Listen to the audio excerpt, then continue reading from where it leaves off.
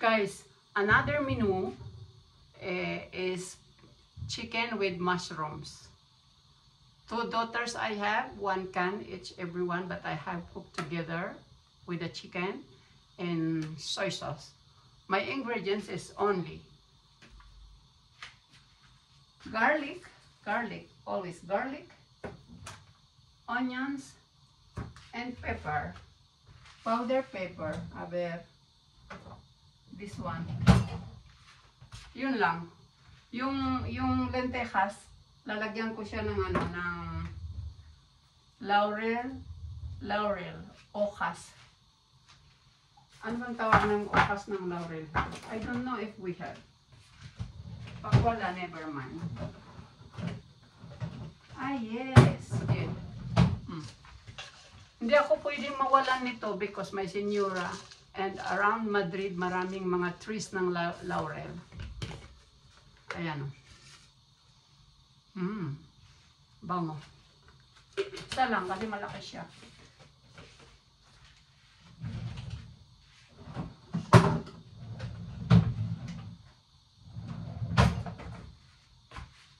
Doon.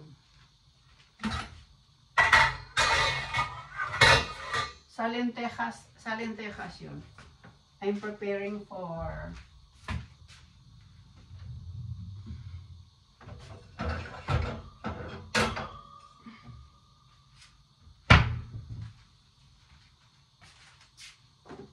para kaming Pilipinas, sorry, pinapakita ko ang reality. Para kaming umaano ng uling. Because my gas range is very bad na. And I said my husband, we have to make it vitroceramica. But he doesn't like. Wala akong magawa. Yan pati yung pinili niyang ano. Yan ang pinili niyang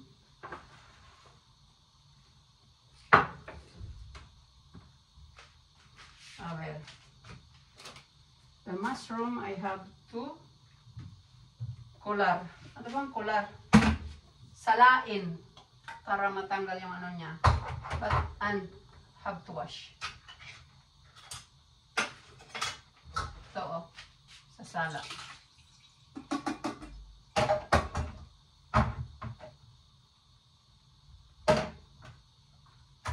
Mushroom with chicken fillet.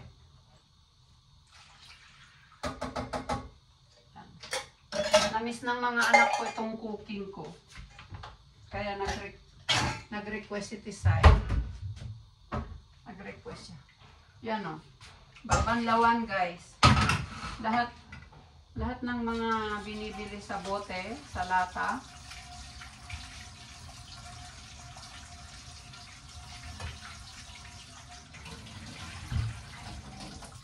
Usually, I'm cooking all fresh. But, na-surprise ako, pinagluto ako ng mga anakis. Kaya, kung anong mayroon dito sa bahay na hindi na namin naluluto ni Habi, aprovechar kong lutuin. Kasi diet ako. I only have tomatoes, lettuce, pipino, and sometimes mais and tuna. Tingnan nyo guys, pag ako naggisa, all together na. I'm not waiting na maging brown ng ano. No. All together. Yan ang aking troko. Walang intay-intay. You can save gas and time and effort. Ito yung sahog ng ano, itong sahog ng lentejas.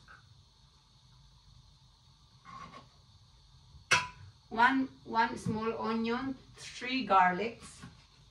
I love garlics. Kinakain ko yan ng fresh. Masarap sa ano, respiratory at saka sa pulmon. Anti-cancer también. También is as well.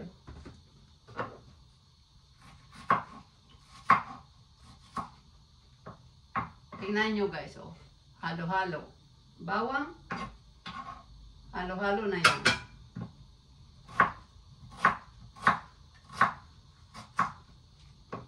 Parehas din naman eh kasi naluluto while boiling.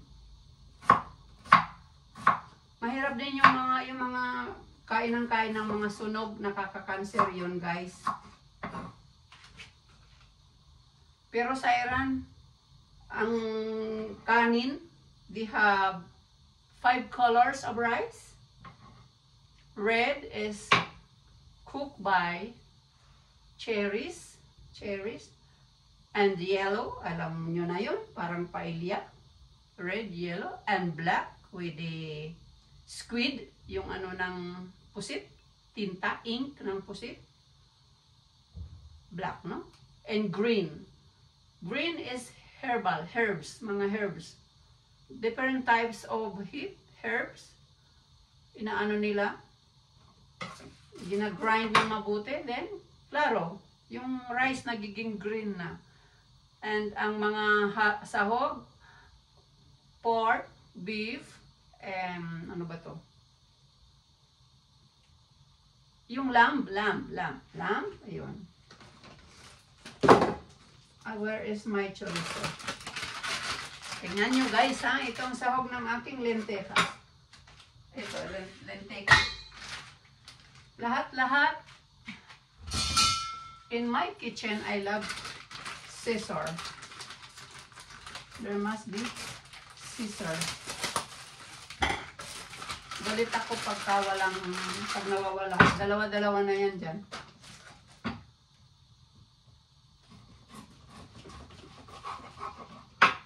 Ayan guys, ganyan lang. Aanohin ko yan, hiwa-hiwain. Tapos itong sobra, lagi kong freezer. Just in case hindi pa siya maluto. Always freezer. Kahit sour.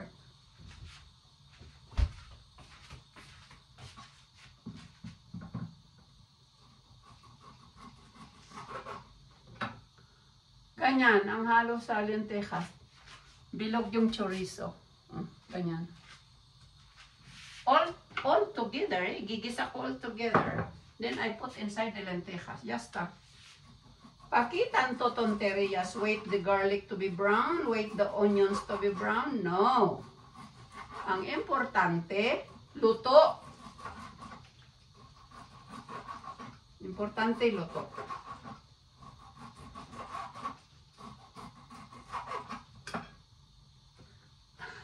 Magic cooking.